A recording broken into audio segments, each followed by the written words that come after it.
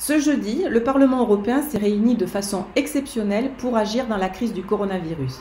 C'était dans des conditions particulières puisque pratiquement la totalité des députés européens sont confinés à domicile et donc nous avons tenu cette session à distance et nous avons voté à distance.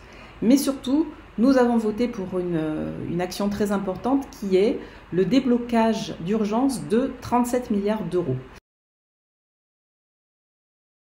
Ces 37 milliards d'euros, ils proviennent des fonds de cohésion, des fameux fonds européens qui n'avaient pas été utilisés.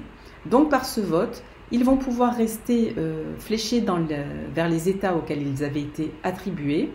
Et donc, en France, les régions vont pouvoir garder les fonds qui leur avaient été alloués pour prendre des mesures d'adaptation à la crise. Alors ces mesures, elles peuvent être très diverses. C'est par exemple soutenir l'adaptation, la transformation d'une chaîne de production pour produire du matériel médical. Exemple, une usine qui produit du parfum ou bien des spiritueux qui peut s'adapter pour concevoir du gel hydroalcoolique. C'est aussi dans la même veine de la production de matériel médical. C'est aussi bien sûr du soutien des entreprises en difficulté ou bien injecter de l'argent dans les transports pour par exemple s'adapter et venir en aide à nos soignants.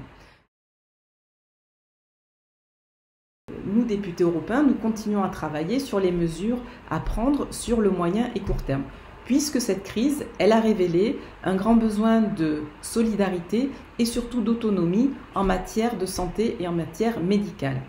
Alors, on peut quand même se féliciter que la solidarité européenne existe et qu'elle est déjà jouée à plein.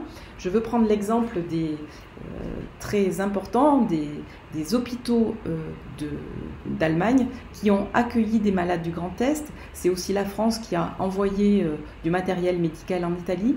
Voilà, toutes ces actions, elles montrent que l'Europe est là et qu'elle est au rendez-vous de cette crise et qu'elle devra se renforcer à l'avenir pour lutter sur le front de la santé.